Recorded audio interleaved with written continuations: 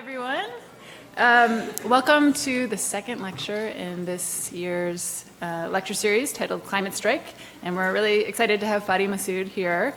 But first I wanted to say that we've been thinking about the content of this lecture series and all of the mobilization that's happened in the school over the past few weeks and years surrounding questions about grappling with how to live with, work in, work against climate change.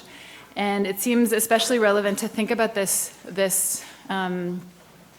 act of the land acknowledgement, which is something that is relatively new at the University of Waterloo and at this school. Over the past few years, there started to be more and more land acknowledgements, trying to think through ways of recognizing the history, the inhabitants, the land tenure, and the kind of relationship of people in this school to the place where we are.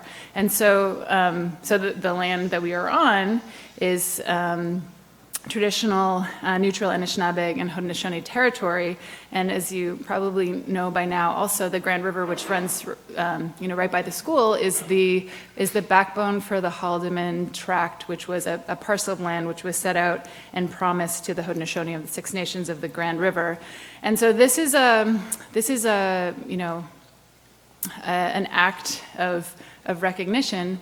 But it's also something that I think that we've been thinking would be something worthy of discussing more, or kind of trying to also elaborate on or try to expand upon. And so what we would like to do through this lecture series is also invite anybody in the school community who's interested in thinking about what a land acknowledgement is and how we can think about that to offer them at the lecture series. So if that's of interest to anyone, just reach out to us. We think it could be an interesting kind of overlay or parallel to the set of issues that are being brought up in this lecture series. So tonight we're super excited to have Fadi Masoud here as part of the series. Fadi is a really inspiring researcher, colleague, and friend of many in the area. He's assistant professor of landscape architecture and urbanism at the University of Toronto and is also director of the Platform for Resilient Urbanism at U of T's Center for Landscape Research. He's also a Waterloo alumni. He studied planning in his undergraduate degree, then studied landscape architecture at the University of Toronto, but he's been teaching and researching in a number of different places at Harvard Graduate School of Design, at MIT, doing really fascinating research on the future of suburbia, trying to probe questions of how planning tools work and don't work appropriately within a changing climate. And for me, Fadi's research just fits so well with the set of conversations that are happening this year. And I think his work is just an extremely clear, precise, and wonderful model for students who are trying to think through these issues of how is it that we practice in this context, which is like absolutely overwhelming and unknown, and how our cities currently trying to adapt to climate change, but also like how do they need to? What is not happening, and how do we need to kind of start to think about this? So Fadi's looking at these uncanny gaps between the way that planning tools measure and assess ecosystems, and also the ways that ecosystems actually function, and the extreme odds between the static tools and dynamic landscapes. And his work asks us to question the very basis and guidelines through which we work. So not just like, what are we going to do, but how do the structures through which we do need to be questioned and changed? And so if the climate strike and climate change really are challenging us to radically rethink the basic mode of operations, I really think that Fadi's work gives us some really important starting points for how we can start to think about this work. So thanks so much, Fadi, for coming. Join me in welcoming Fadi Masoud.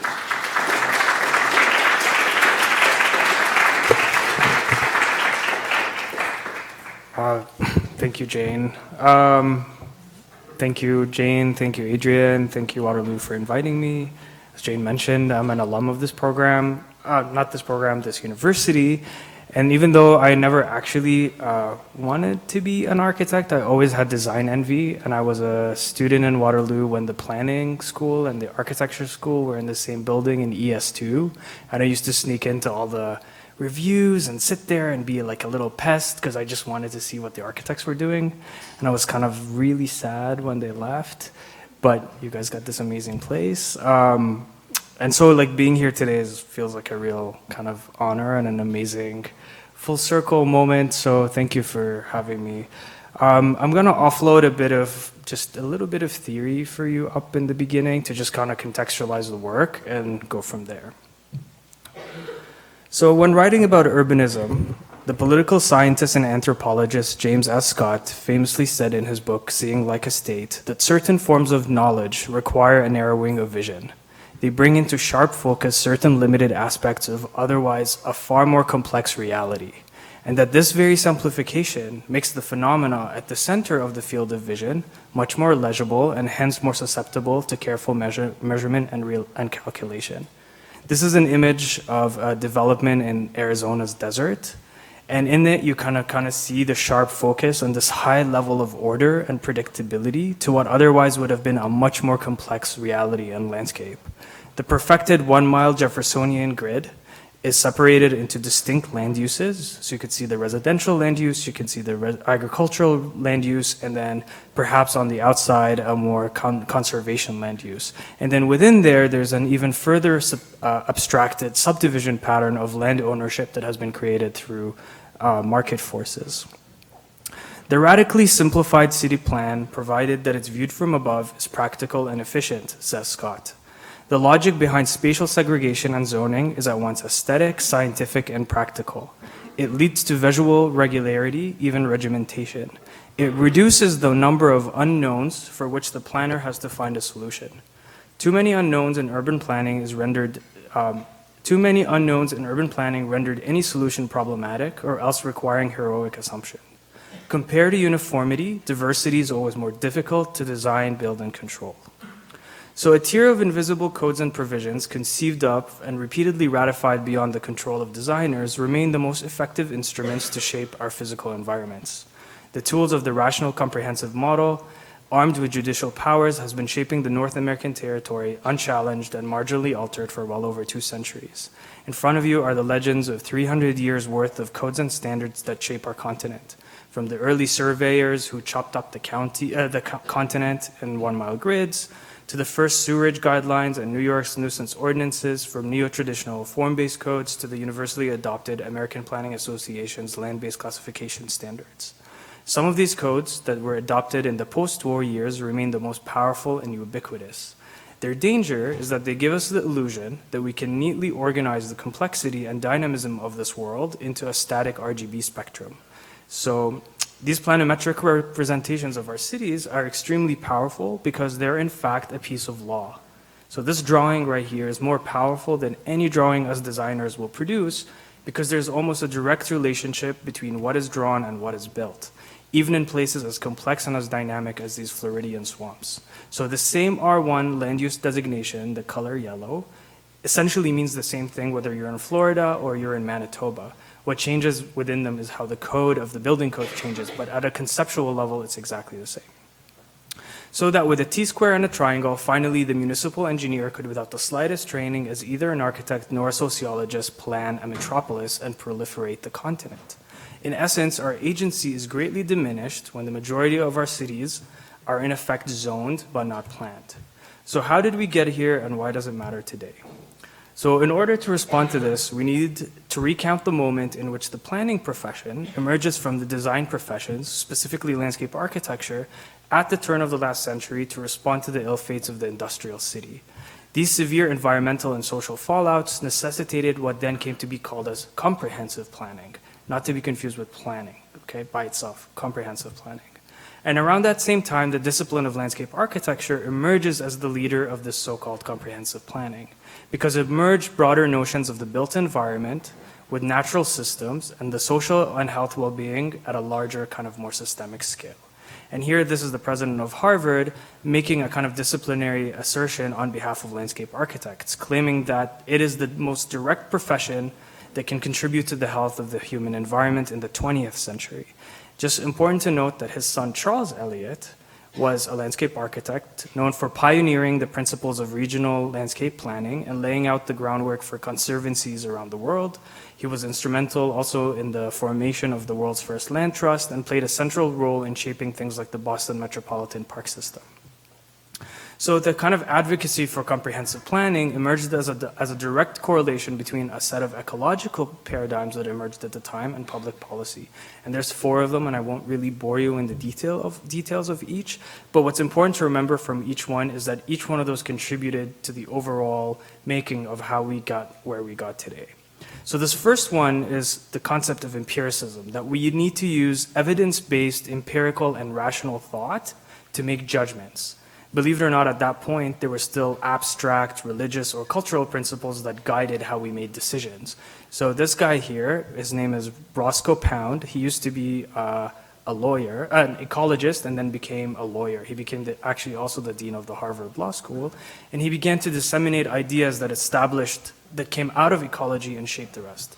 So there was a rational correlation between this idea of public health and regional landscape planning based on empirical evidence. We can correlate that the health of a place was the health of something like a water stream was correlated with how green or how well preserved or conserved an area is. So you can start to see the work of people like Olmsted and other landscape architects who were coming up with these comprehensive plans that combined hydrology, mobility, land use, land values, and they thought of it holistically and comprehensively. And you see these comprehensive plans emerging everywhere across North America. So for example, in 1922, landscape architect John Nolan moved to Florida to what he called the last frontier. He designed a comprehensive plan for St. Petersburg. The city he found occupied a site blessed by benevolent nature. He wrote, "Nature led the way, and the plan followed her way." Green fingers protected important natural features, draining and collecting water. The parkways extended from the hinterland into the center of town. He then proposed a kind of series of controls to make sure that development adhered to those rules. It has been said, and with reason, he wrote, that man is the only animal who desecrates the surroundings of his own habitation, which is kind of interesting to think about. So in their quest to sort of mandate comprehensive planning, not as the exception across the country, but as a standard, as well as to be able to exert power over private property, Olmsted Jr., the son of Olmsted, and this guy who was a lawyer, Alfred Bettman, got together and began to draft key enabling policies for the profession. It's important to note that even though I'm referencing the United States, Canada's planning system basically is a merger between how British town planning occurred and American planning models. So a lot of our zoning and a lot of our methods come from the same kind of roots. So this landmark case of Euclid versus Ambler in Ohio, which created the Standard State Zoning and Planning Act in 1928 and 1926, what it did, it made zoning the law, but not comprehensive planning. So there was a rift between the sort of immediate need for the immediate enforcement and sanction of use at the present versus the kind of idea of what the long-term, more nuanced planning that is needed, okay? So zoning, not planning, became the primary preoccupation of those landscape architects interested in matters of the city. So kind of this short-term tool that will tell you what you can and you can't do on your site today became the immediate blueprint for how we plan those cities. And a footnote here is you can see Olmsted Jr.'s name appearing on this Supreme Court legislation, probably one of the first and last time a landscape architect got to write laws at the national level. So this divide quickly spun off in academic institutions, and with the need to quickly post zoning legislations, planners no longer had the time nor the need to plan comprehensively. So a city planning curriculum soon grew out of schools of landscape architecture. By 1923, the first degree in city planning was offered, a master in landscape architecture with special reference to city planning that was also administered by Olmsted Jr., and a new professional body also emerged. And notice who were the first planners. There were 13 engineers, 6 attorneys, 5 architects, and 14 landscape architects. The second concept, and perhaps the most important of them, is this idea of succession. And succession is this idea, and this is how also zoning was sort of rationalized in the Supreme Court. Succession is this concept in which when one plant community replaces the next and eventually reaches a kind of climax or a stable equilibrium over time. right? And basically, according to the national planning that was mandated by the Supreme Court, they said that you need to identify future equilibria and the climax condition of human communities for every part of the country. So like Darwinian evolution, Clemencean ecology was translated into sociology, and it was kind of seen as the basis of regional planning. And it was a way of convincing these private property owners the merits of land use zoning. So they told them it wasn't so much for the public good, as we would like to think, but more as a form of protectionism for the value of their own private property. So they said, planners were then tasked with preparing plans that projected a future use of every parcel of land in their jurisdictions. Some neighborhoods, mainly the established white single-family residential neighborhoods, were seen as climax communities, right? They kind of reached the apex of their evolution, but others were still in successional transition. So we needed to create zoning maps to ensure that we kind of reach the climax communities wherever we are and or protect neighborhoods that were already at their peak. And what that did is it created a lot of racist, exclusionary zoning protocols across the country. Today, in effect, the single-family zoning is extremely far-reaching. It is illegal on 75% of the residential land in many American cities to build anything other than a detached single-family home. So until 1970, by the way, single-family literally meant a father, a mother, and a child. Until a single African-American grandmother living with her grandchild in Ohio went to the court and basically challenged that definition so that she could live in her single-family home. And the New York Times did this awesome piece in June that showed how single-family zoning remains the most powerful land use and embraced by homeowners and local governments. And to quote, it is to protect neighborhoods of tidy houses from denser development or incompatible complexity. So in Minneapolis, for example, 70% of the city is single family. In DC, it is 36, but overall 72 in the predominantly upscale white neighborhoods. Charlotte is 84, and San Jose, where there's a huge housing crisis, it's 94. This is slowly changing. In Oregon, for example, they're changing the law that would allow zoning exclusively. They're outlawing any place that is exclusively zoned as single family. California is kind of drafting bills at the same effect. Minneapolis banned single-family zoning citywide, and there's a lot of Democratic candidates today who are also taking up this cause. It's worth noting that we have our own version of this problem in Toronto, the term yellow belt, which was coined by urban planner Gail Milson, describes these large swaths of neighborhoods within the city that are designated as neighborhoods, in which you basically can't build anything higher than 10 meters, and can only be a detached home. And what this has done over time is it's created higher housing prices, limited the supply, and kind of exacerbated socioeconomic inequality, which is one of the main things Resilient Toronto is fighting against. So over the decades, it became clear how the zoning model predicated on the successional paradigm perpetuated inequality and racism, and today it is kind of also buckling under the threat of climate change, and I will get to that in a minute. So for once it was realized that there's no harmony of nature, no divine or other purpose hidden beneath the flux and chaos of present planlessness, it becomes immoral to let poverty, ignorance, pestilence to continue if it can be obliterated by a plan. Statements such as this one above by Dwight Waldo, who is a Canadian political scientist, and he was an advisor to many US presidents during the New Deal era, solidified the ethos of planning as this profession that could have higher moral objectives, and that its mission is to essentially find this sort of equilibrium within our cities, that we need to eradicate indeterministic chaos as a moral public imperative. We needed to essentially, he even used the word flux as something that is immoral, that change and dynamism, unpredictability is something we need to get rid of. So the third one is this idea of ecosystems and systemic ecology that was pioneered by the Odom brothers, which placed an emphasis on communities versus the individual and the coefficients that connect them. So this is the Cuyahoga River in Ohio, and in 1968 it caught fire. And what that did, it was a watershed moment in which the bureaucrats began to understand that we could not have a healthy economy and an unhealthy ecosystem, that these things go hand in hand.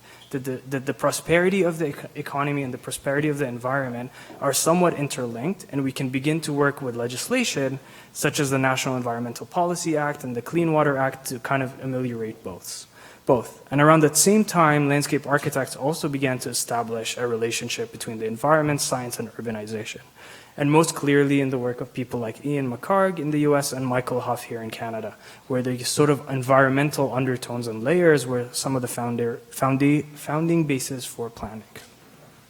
So the most contemporary ecological paradigm, and that's the one I'm going to show all the work that I've been doing is based out of, is this idea of indeterminacy and flux in open-ended paradigms, which is best described by environmental scientists like Daniel Botkin and Stuart Pickett.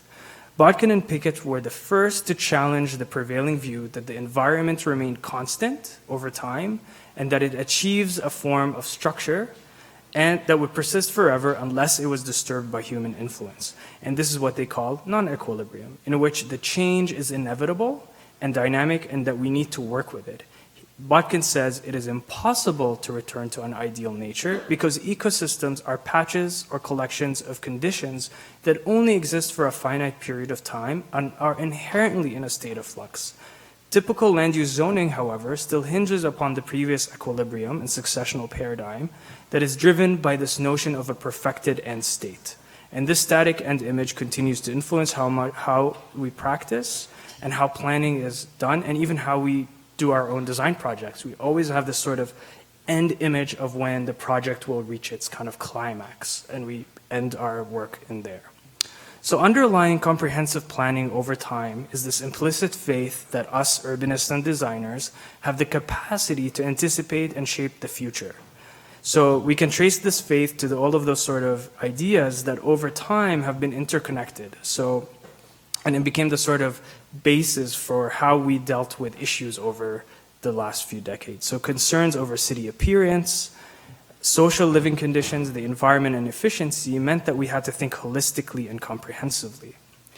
And in this case, the pressures of the 21st century and this idea of indeterminacy that is being brought on by the climate crisis is asking us to position ourselves once again as contemporary comprehensive planners. And when I say comprehensive planners, I don't mean the planning profession, I mean people who are thinking holistically about different systems.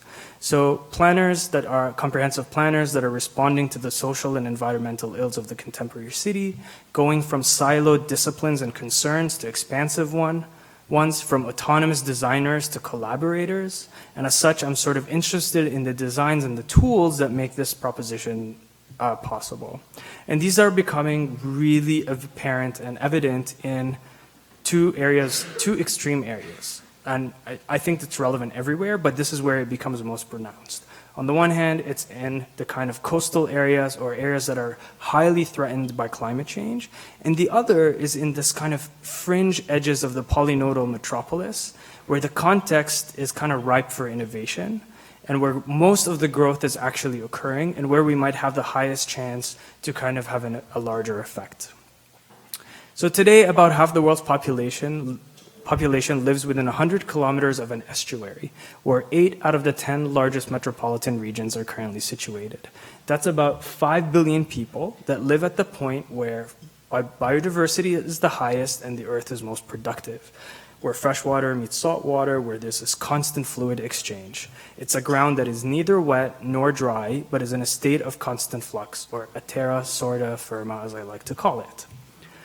And we've always lived in them. Okay, so this is something we really also need to take hold of. From the ancient Nile River deltas to the world's most populous cities like Shanghai and New York, from Venice to New Orleans, peoples once mastered living on this terra certa forma.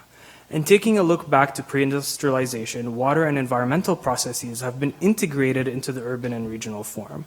And this integration took into account large-scale systems that created horizontal city forms that were appropriate for their period of time and their development, creating sophisticated systems of drainage, agriculture, urban settlements, such as these Dutch polders that I'm sure you've all heard about, where people have been living on them since the 1200s, where low-lying tracts of lands, roads, fields, waterways created an artificial hydrological urban entity.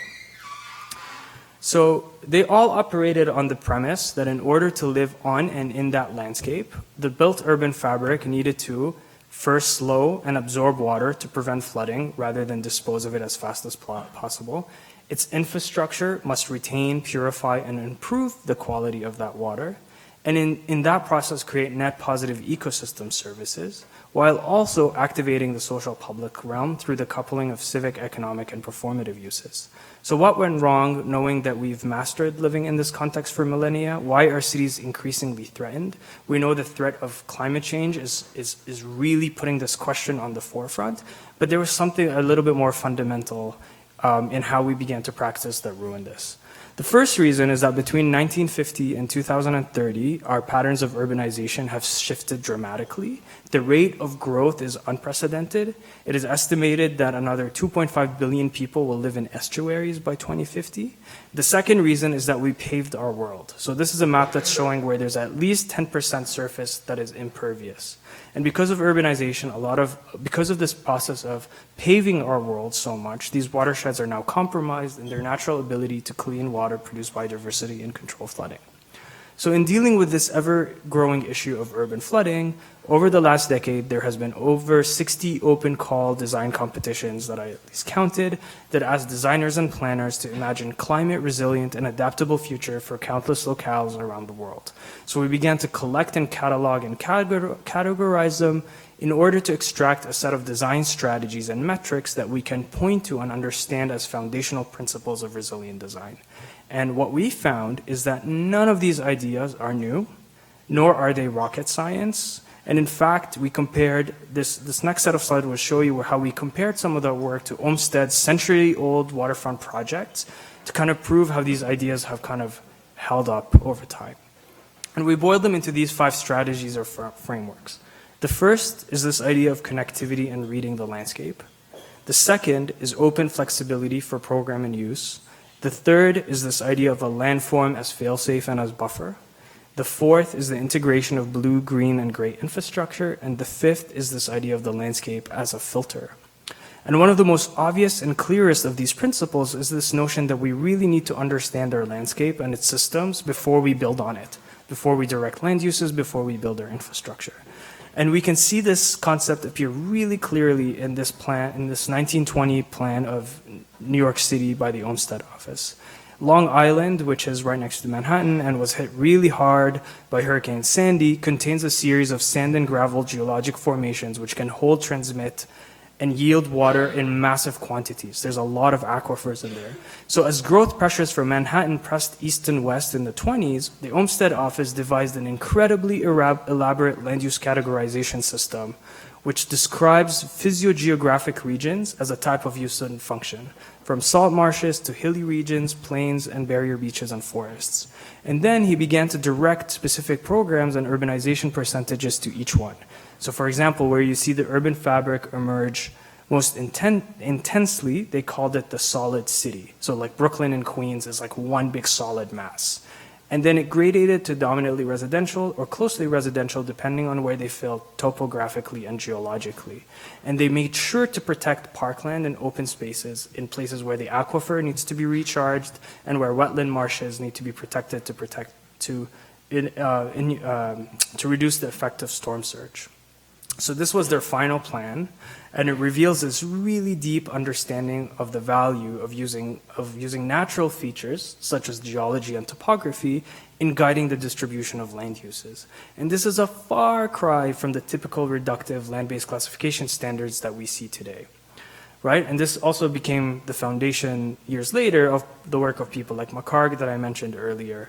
However, I dare any of you to give me a land use zoning map of today that overlays topography and land use. They basically do not exist. Just as a very simple fact, where you're zoning an area as residential, I am yet to see a topographic map of that area.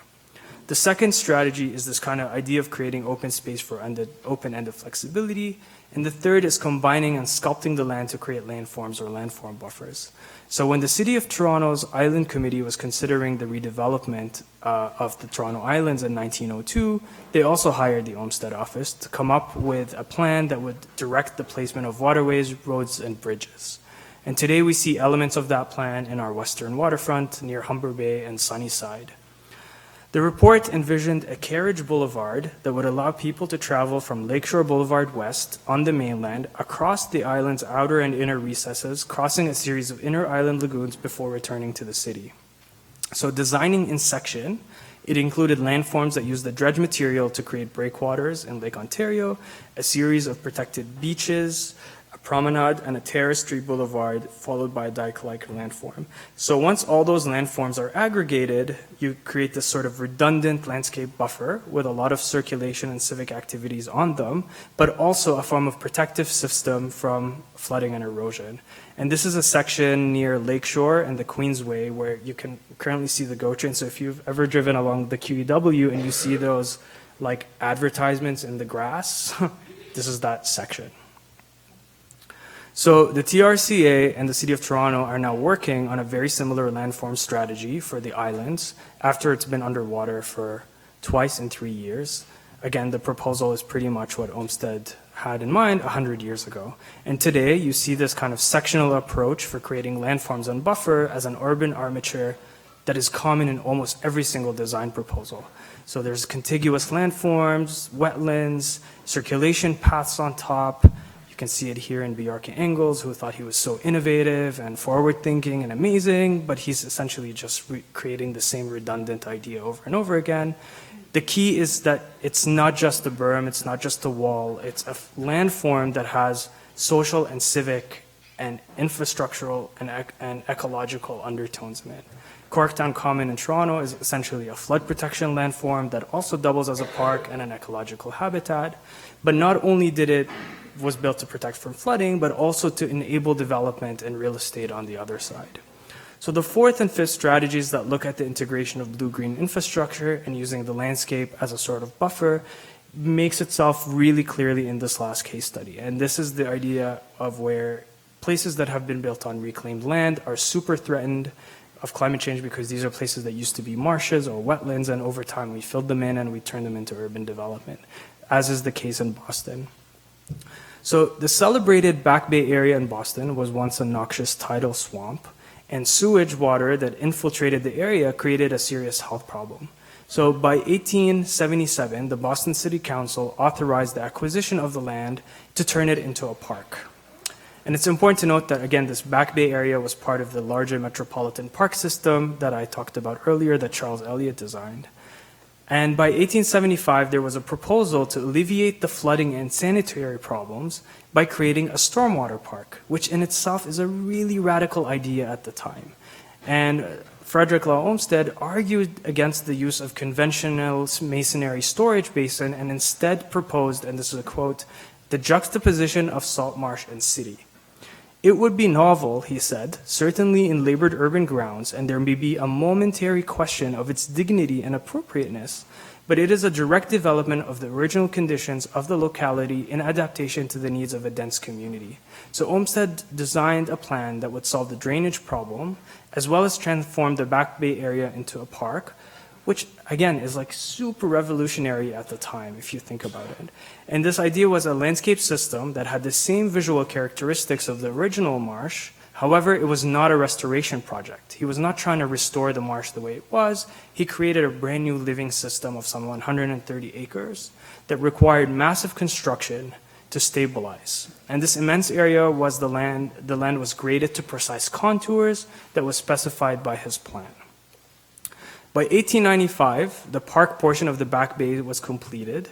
The aesthetic of the fens was wild, and the vegetation ranged from brackish grasses to ornamental trees. And there was a huge fear that this wild aesthetic might deter Boston's bourgeois, right? They're like, oh, wow, what is that? It's so different than the typical ornamental parks that you would see around New England. But his strategy ultimately proved to be very successful because some of the most celebrated institutions ended up relocating to the fens, like the Art Museum and the Isabella Gardner residence. And the filling operation of the entire Back Bay took approximately 6 years to complete, and it enabled the construction of the Back Bay development to the north and the east through new infill. This created commercial properties, the streets, linear parks, and it provided an urban surface for a planned urban district. The Esplanade Park along the Charles River, the Fens, and Commonwealth Avenue were not merely open spaces, but a performative landscape armature that enabled the construction of an entire urban district in an area that was completely uninhabitable. So from flood defenses that doubled as parklands to the cleansing properties of stormwater to the many characteristics are essentially the many characteristics of a resilient urban neighborhood. And decades later, this remains a kind of model that integrates landscape, ecosystem services, infrastructure, civic activities in a comprehensively planned urban design. One of the few contemporary precedents of this size is actually also in Toronto and the redevelopment of the Lower Downlands. The winning competition by MVVA that I'm sure you've all seen at some point is very complex, and the comprehensive landscape strategy is not all that different from what Olmsted did in the Back Bay.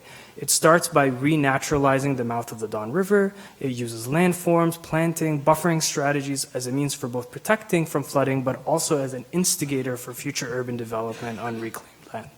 So the newly floodable artery acts both as an amenity and a habitat for wildlife, a measure against flooding, but most importantly, it enabled the development of Villiers Island, which is an urban neighborhood development, right? On an area that has been lying dormant and derelict for decades, again, juxtaposing marsh and city. So how do we bring this conversation back to the zoning code conversation, and how does resilient design become sort of institutionalized if it should? And for that, I have to take you to South Florida. In November of 2016, an octopus made its way into a parking garage in Miami Beach, and it instantly became a social media sensation. A king tide event, which is the seasonal phenomena brought on when the moon is closest to the earth, carried the creature deep into the urban fabric of the city.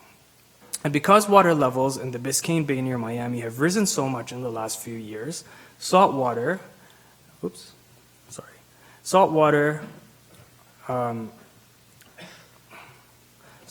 from the sea and the animals that live in it have been infiltrating deep into the city and its infrastructure, creating what they call sunny day floods. A recent study found that since 2006, high tide-related flooding has soared by 400%. And here's just a couple of photos I took last October in Fort Lauderdale during one of these king tide events where saltwater was just like bubbling from the sewers. So with nearly 20 million residents, South Florida is one of North America's fastest growing regions. And this is kind of important to underscore that this is a growing area. People are moving there, we're building things, and it's a growth scenario. And as it continues to urbanize, it's easy to forget that cities such as Miami, Fort Lauderdale, West Palm Beach are in fact surrounded by water from three sides. The Everglades to the west, the Atlantic to the east, and the Biscayne Aquifer just below their feet. Definitely a terra sorta firma, where a place is constantly in a state of flux.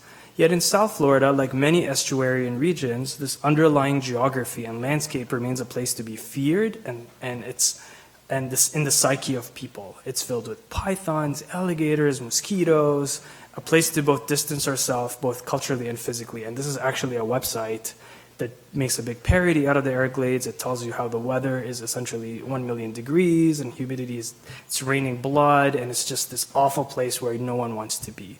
In the psyche of people, you live in this place, but you have nothing to do with it.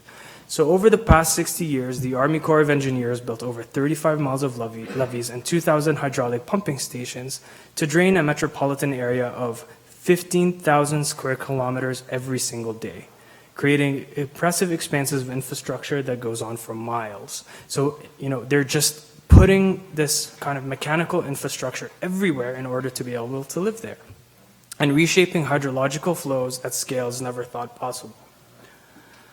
In order to enable a type of urbanization that is seemingly detached from its context, this repetitive insular pattern of private residential developments that stretch infinitely, and this is just a taste of that fabric.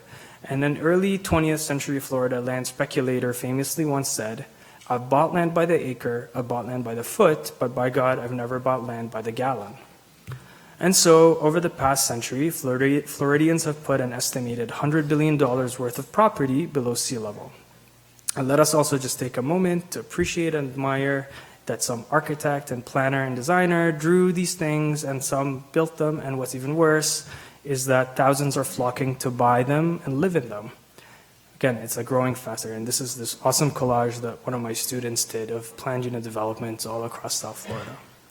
Ironically, the powers that be also refuse to acknowledge that there's even a problem. So here you see the previous governor, who's now a US senator, so even scarier, bans the term climate change from state documents.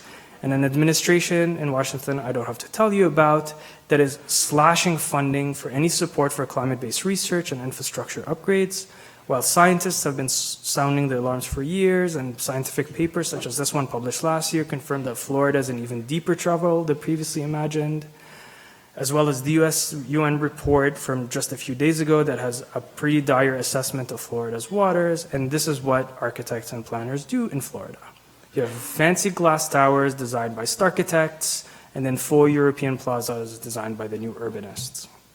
So beyond the speculative real estate that is going on, what really underlies this beyond the sort of market forces is that there's a system of urban codification that deals mostly with the formal provision of building and land use, rather than any systemic or performative ones like hydrology.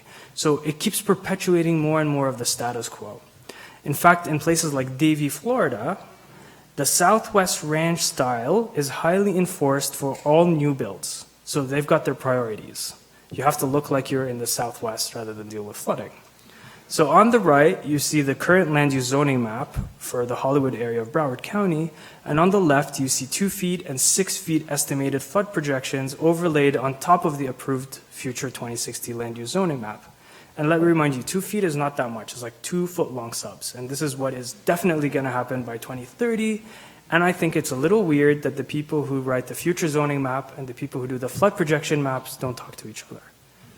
So you're still zoning, but this is essentially, and I'll get back to this in a minute, this is the problem, is that you need to still zone an area as future residential, but the R1 definition for residential still means the same thing as it did 20, 30 years ago, and it still means the same thing whether you're in Toronto or you're in Florida. So there's no real tools for enforcing a future land use category in an area that we know is going to flood. And we did a survey of these tools and regulatory codes in order to begin to understand them, to see where's the gap. And this is one of the main gaps, is that there's a myth that is enabling the thought process that says if we put a huge levy, we can divide the county into 1/3 that is urban, which we could sort of build anything we want, and we can invite Zaha to do whatever she wants, and 2/3 Everglades, which is the original condition that it's in, that creates 2 coasts on either end. One is the Atlantic, the other is the Everglade. When in reality, this infrastructure kind of erased the underlying thought that this is a singular entity. So despite this grim outlook, a very progressive and unique form of regional governance dealing specifically with climate change was formed in 2010. So the 4 southeastern counties sort of bypassed the state and created the South Florida Climate Change Compact in order to coordinate mitigation and adaptation activities across county lines. The compact allows local governments to set the agenda for adaptation while providing an efficient means for state and federal agencies to engage with technical assistance and support. So desperately looking for answers, I've been working with Broward County to sort of bring in some of these ideas of how landscape and design can rethink their zoning documents. And this is a relationship that has resulted in a series of 4 design studios taught both at U of T and MIT between 2013 and 2017, involving some 60 students of landscape architecture, urban design and planning, as well as some 20+ municipal planners, policymakers, and engineers. All the studios started with this animated analytical mapping exercise that compiled historic and cartographic information with dynamic features of the landscape, such as weather patterns, tidal variations, changing water table heights. No map is ever static, and no map is ever only showing one moment in time.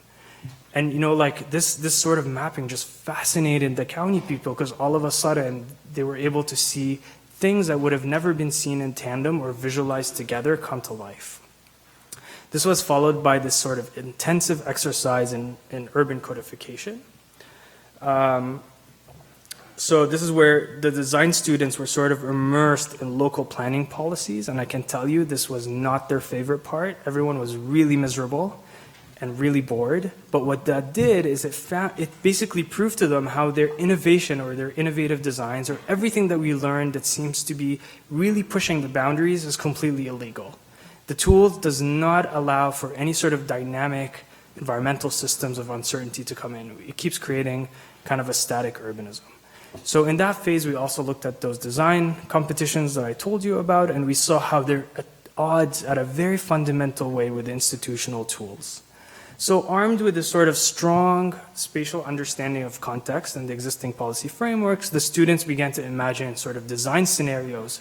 And from those design scenarios, we will invent the code. So the process got reversed. Instead of you receiving policy and zoning codes and land use policies, we design the project and then we create codes from them because they're reflective of that specific nuance. And the studio was awarded the Studio Prize and Sloan Award for that last year. So in this first project, we envisioned a way that would make rural and ex-urban communities play a bigger role in the restoration of the Everglades. So these students proposed a toolkit of topographic and Fadi remediation strategies for canal infrastructure and site grading to treat agricultural pollutants that enter the stormwater. And as per their new code, all ditches and swales were regraded and vegetated as part of a larger connected network that lengthened the distance between the source of runoff and the Everglades, and in doing so, naturally filtering the water along the way.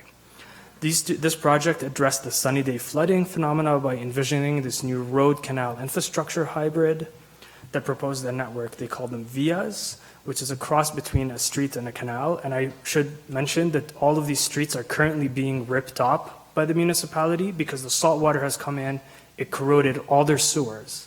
So all these roads are already dug up. And what we told them is that if you created these new hybrids, you might start to be able to mitigate tidal floodwater and then create a sort of pedestrian-oriented circulation network that provided shade and extended the public realm through a tier system. This project envisioned the relationship between topographic elevation and building density, height, and massing.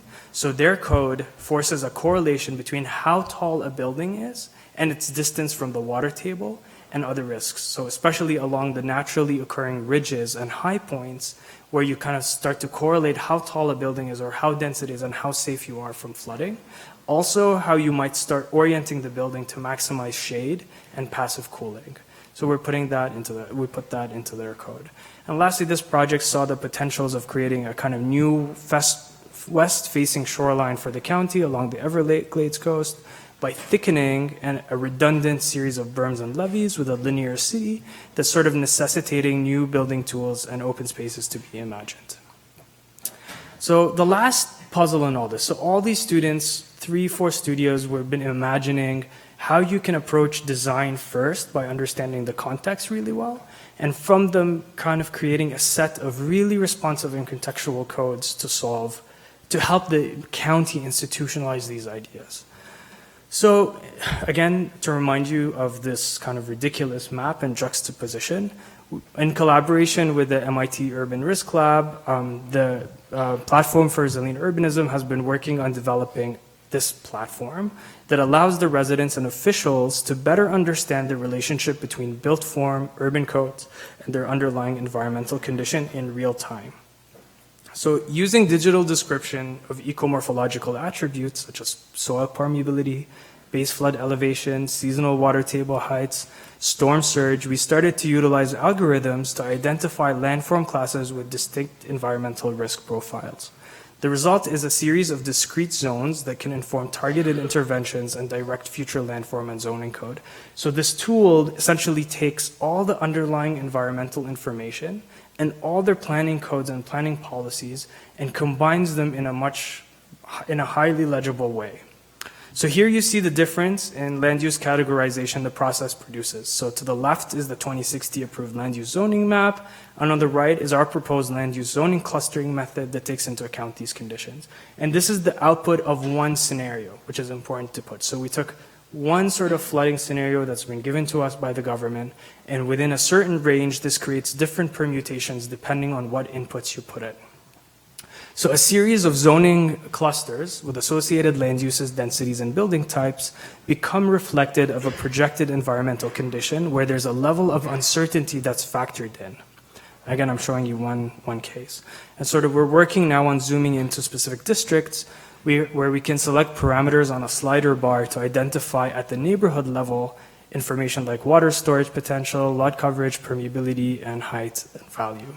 So that as water levels fluctuate, those same parcels may begin to serve different purposes, whether it's productive, infrastructural, residential, etc.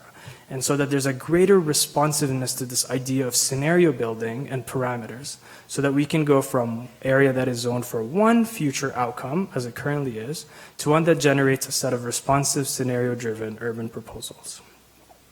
So again, as part of, as I mentioned, suburbia is the other side or the other flip of this conversation, and Florida and much of the US, and actually most cities in North America, are developed on green fields or on areas like this where you sort of flatten all the complexity. So in this idea, we began to think about how many of the obstacles for innovation often appear in the layout of things of streets, grading, and drainage. So if you are to build a new suburban development at the edge of any city, the first thing you do is you flatten all the topography. You make it completely flat. You get rid of that topsoil, and then they sort of rubber stamp development on top, and then they create these sort of stormwater pools or ponds where the water gathers. So in this specific case, we said, what if we look at the sort of topographic manipulation, and this is a map of micro watersheds, and water flow as the very first act. And once such a system in place, the gradients of inundation, soil quality, and access to other infrastructural networks begin to dictate land use and built form. So something like a floor area ratio, foundation, setback, density, and use emerge as a reflection of that physical context. And while this might seem like a linear transect from dry to wet, when you apply it on a site, it's actually much more reflective of the nuances of that site. Again, and it also creates endless permutations in that landscape. Here's one such permutation on a green field where you can start to register the density and building orientation in open space as a reflection of things like localized topography, where you see decentralized water flows becoming evident as it relates to open space networks.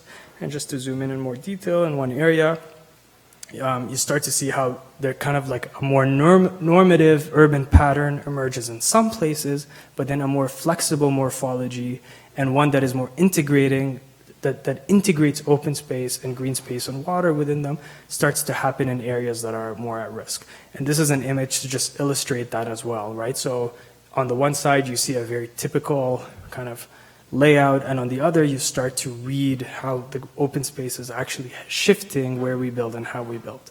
Also, adjacencies and land uses becomes more nuanced, right? So if we understand the hydrological cycle in an area and places that are needed for grazing, et cetera, next to a residential area, that designation of what is agriculture versus what is residential begin to blur as a result of different cycles. And perhaps we can start to see this in direct contrast to the status quo of the development just on the other side. It is important to note that all of this has been on people's minds for decades. So landscape laureate J.B. Jackson astonishingly spoke about climate change to an audience of urbanists and designers almost 50 years ago. He wisely observed that the beaches along the Gulf and the Atlantic are doomed to destruction. They are remorselessly eaten away by the sea. Geographers tell us that we're being driven inward by the rising ocean at the rate of 1 vertical foot a century. Not very fast, to be sure, in New England, but fast enough in low-lying areas like Louisiana and the Gulf. These are some of my reasons for believing that the natural environment cannot be saved in its present form. This can be summed up by saying that everything conspires against the permanent form of the natural world around us. So remember that final paradigm. There's no permanent form for the world around us. So it's just various permutation of it. Jackson rightfully urged the field to embrace change and uncertainty by designing for it almost 50 years ago. And I will end by quoting the US Supreme Court Justice who asked in 1926 if zoning will adequately expand or contract in response to changed circumstances as sublocal and global changes mount. So the court anticipated the need for our city building tools to be flexible and dynamic to deal with the contemporary challenges, a plea that I think is more relevant today than ever before. So at the end, it's important to remember that in an age of uncertainty brought upon by climate change or by the climate crisis, we should inherently question the binaries of wet and dry, land and water, and dissolve them into design gradients that respond to uncertain futures. Thank you.